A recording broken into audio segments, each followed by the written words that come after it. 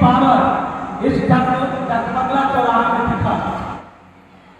साथियों, आज हमारे भारत की धरती में पहली बार हमारे दीपक पासवान जी के द्वारा दलित सम्मान महापंचायत किया गया है। लेकिन जिस तरीके के आए दिन बिहार में एनडीए की सरकार है और प्रतिदिन दलितों के ऊपर हत्या, बलात्कार, संगत अपराध किया जा रहा है, लेकिन अपराधी बेलगाम घूम रहा है। क्यों? क्योंकि हमारे जो नेतागण हैं, जो दलितों की मसीहा बने हुए हैं, वही दलितों को कटवाने और पिटवाने का काम कर रहे हैं। समस्या के हल करने की पद्धति और संघर्ष को राजनीति करते हैं। लेकिन बिहार के अंदर आज दिन दलित की जो पार्टियां हैं और अगर स्टेट से आए हुए पार्टियां हैं, वो परिभाषा को ही चेंज कर दिए।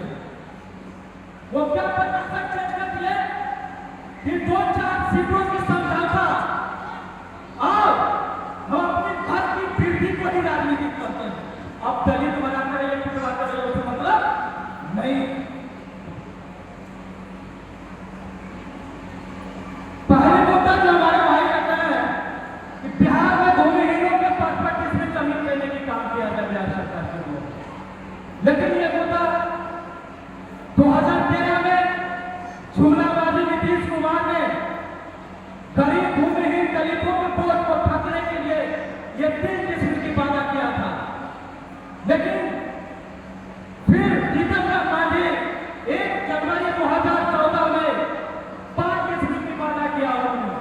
लेकिन क्या मैं आप लोगों से पूछना चाहता हूं, आप लोगों को 5 किस्म जमीन मिला है?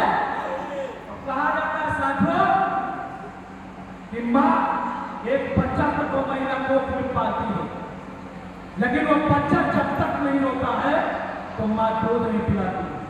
तो याद रखना, एक गद्दारों की सरकार है। जब तक ये अपनी आवाजों को वोट पे नहीं लेके उतरोगे, जब तक ये सरकार आपके अपना अधिकार को देने वाले नहीं बना। कहा जाता है ना कि आसमान में उड़ने वाले हर एक पक्षी बात नहीं होते साथियों। और जिस समाज के युवा साथी संघर्ष नहीं करते हैं, उस समाज में सर पे ताज नहीं होता, ताज नहीं होता। दूसरी, भूमि सुधार अधिनियम 1950 में प्रत्येक खेतिहर मजदूरों के लिए 1.5 बीघा जमीन की बात की थी सरकार ने। क्या 1.5 बीघा जमीन आप लोगों को मिला? नहीं मिला। क्यों? क्योंकि आपने समाज नहीं किया। मेरे प्यारे दोस्तों एवं भाई एवं बहनों, देश और बिहार के परिस्थिति चंद बुद्धिमान लोगों को अमीर से अमीर बनाया जा रहा है और दूसरी तरफ देखिए तो खेतिहर मजदूर मेहनत कश लोगों को गरीब से गरीब बनाया जा रहा है।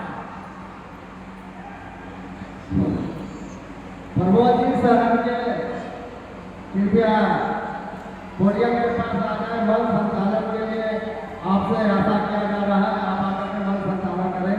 प्रमोद जी, जिसका कारण था कॉर्पोरेट भूमाफिया और दबंगों के साथ गांठ से बिहार सरकार जो है, बिहार के विभिन्न संसाधन एक गुंडे को हाथों के लिए लूटने के लिए उनके लिए खुले में माला छोड़ दिए। लेकिन हम जैसे भी जब हमारे बड़े भाई बैठे हुए हमारे नाम से जब अपने समाज की बातों को लेकर रोड और सड़कें पर उतरते हैं तो हम लोगों के ऊपर झूठी मुकदमा कर करके ये जुमलाबाजी की सरकार कई महीने जेल में भी रखते हैं कि दलित के बच्चे टूट जाए। तो मैं मनवादियों को बता दो कि शेर की मां कभी सियार पैदा नहीं करती है साथी, और बहुजन की मां कभी गद्दार पैदा नहीं करती। हमें भी चूहा है, हमें संत गुरु रविदास है, हमें भी भगत सिंह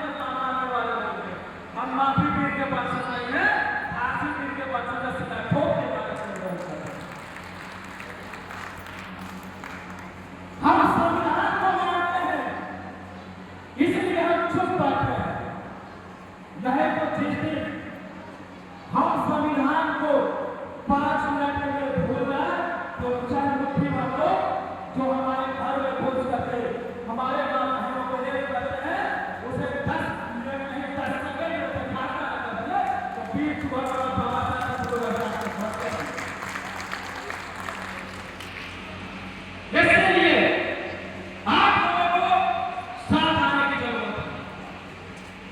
जब तक कि आप साथ नहीं दीजिएगा, जब तक कि इन प्रदेश को देश में क्रांति होने वाली नहीं है। गरीब परिवार का अधिकार छिन रहा है। आज प्रधानमंत्री का आवास योजना आया है, तो सरकार को गरीबों से मतलब नहीं। सरकार को जिनके पास जमीन होगी उसी के पास जो है ये योजना जाएगी। दूसरी, अधिक लोग बिजली कनेक्शन लेने जाते हैं तो उसमें भी जमीन का रसीद मांगता है, और जमीन का रसीद नहीं होगा तो आपको बिजली कनेक्शन मिलने वाला नहीं है। आज चोरी करके पाइएगा तो हम दलितों के ऊपर तो ऐसे ही मरवार लगे हुए हैं, तो जेल के अंदर डालने में चलने की देरी नहीं करेंगे। इसके लिए जमीन की लड़ाई सर्वप्रथम बिहार के अंदर लड़ने की जरूरत है।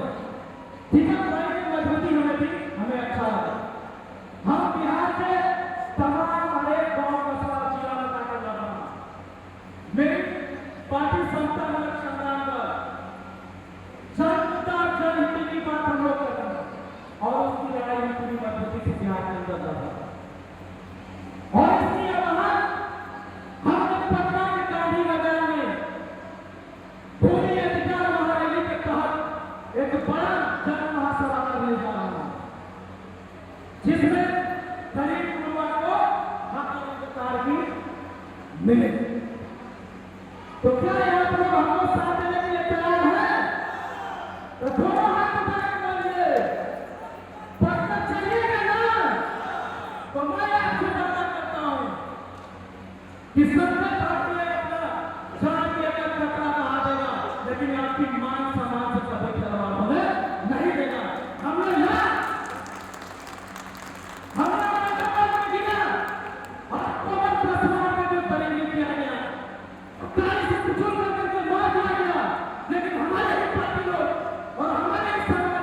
कुछ नालायक नेताओं ने उस गुंडों को मजबूत करने की हाथों की तैयार, लेकिन हम लोगों ने डट के मुकाबला किया। फिर उस घटना को में अपराधी गिरफ्तार नहीं हुआ, दूसरी तकलीफ पासवान की हत्या हो जाती है। वो भी करने के लिए सरकार कुछ काम नहीं करती। फिर किसी घटना सरकार वाले के अभ्यास के साथ होता है। सरकार